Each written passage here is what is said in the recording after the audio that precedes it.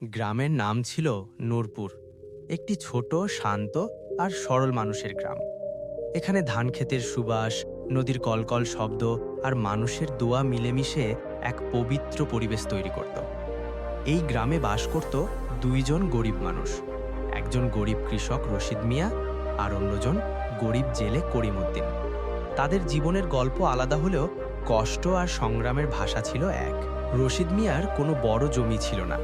বাবার রেখে যাওয়ার মাত্র আধা একর জমি ছিল তার সম্বল।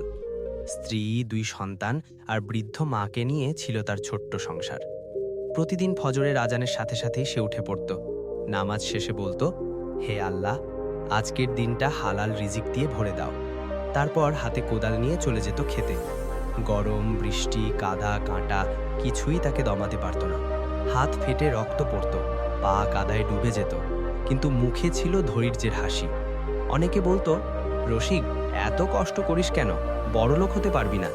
সে শান্ত কণ্ঠে উত্তর দিত, আমি বড়লোক হতে চাই না, আমি চাই আল্লাহর কাছে বড় হতে। গ্রামের পাশ দিয়ে বয়ে যেত একটি নদী, নাম তার নীলধারা। এই নদীর বুকে জীবন কাটাত করিমউদ্দিন। তার কোনো বড় নৌকা ছিল না, ছিল একটি পুরনো ছোট নৌকা আর জাল। প্রতিদিন ভোরের আলো ফোটার আগেই সে নদীতে নামত। কখনো মাছ ধরত, কখনো খালি হাতে ফিরত। ঝড়, বৃষ্টি, নদীর উত্তাল ঢেউ সবকিছুর সাথে লড়াই করত সে। অনেকে তাকে বলতো, নদী তো বিশ্বাসঘাতক, আর কতদিন এমন চলবে? করিম মুচকি হেসে বলতো, নদী না দিলে আল্লাহ দেবেন, আশা ছাড়ব না। রশিদ মিয়া আর করিমউদ্দিন প্রায় সন্ধ্যায় গ্রামের বড় বটগাছের নিচে বসত। তারা নিজেদের কষ্টের কথা শেয়ার করত। একদিন করিম বলল, ভাই, আমার আজ কিছুই জালে পড়েনি।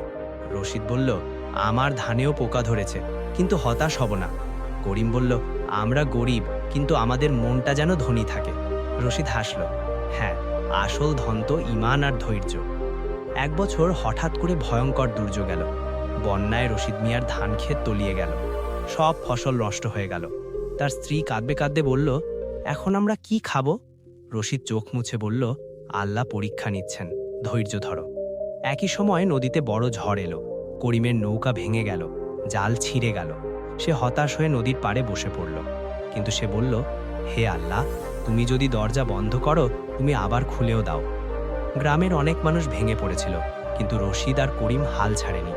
রশিদ বলল, আমি আবার নতুন করে চাষ শুরু করব। করিম বলল, আমি আবার নতুন জাল বানাবো। তারা একে অপরকে সাহস দিত। রশিদ ধার করে বীজ কিনল, সে আবার জমি চাষ করল। করিম কাঠ জোগাড় করে নিজ হাতে নৌকা মেরামত করল। কেউ সাহায্য করেনি, কিন্তু আল্লাহর ওপর ভরসা তাদের শক্তি দিয়েছিল। একদিন মসজিদের ইমাম বললেন, আল্লাহ ধৈর্যশীলদের ভালোবাসেন, কষ্টই সফলতার দরজা খুলে দেয়। এই কথা রশিদ আর করিমের হৃদয়ে গেঁথে গেল। কয়েক মাস পরে রশিদের জমিতে আবার সোনারি ধান ফলল।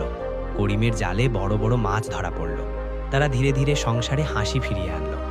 গ্রামের মানুষ অবাক হয়ে বলল, তোমরা কিভাবে এত ধৈর্য ধরলে? রশিদ বলল, কারণ আমরা হতাশার চেয়ে বিশ্বাসকে বড় রেখেছি। করিম বলল, কারণ আমরা আল্লাহর ওপর ভরসা করেছি। একদিন গ্রামের ছোট ছেলেরা তাদের জিজ্ঞেস করল, চাচা, গরিব হয়েও তোমরা এত শক্ত কেন? রশিদ বলল, গরিব হওয়া লজ্জার না, হালাল উপার্জন না করা লজ্জার। করিম বলল, যে আল্লাহর ওপর ভরসা রাখে সে কখনো একা থাকে না। গল্পের শেষ, অনুপ্রেরণার আলো। আজও নূরপুর গ্রামে মানুষ বলে, রশিদ আর করিম আমাদের শিখিয়েছে, গরিব হওয়া অভিশাপ নয়, হতাশ হওয়াই আসল হার।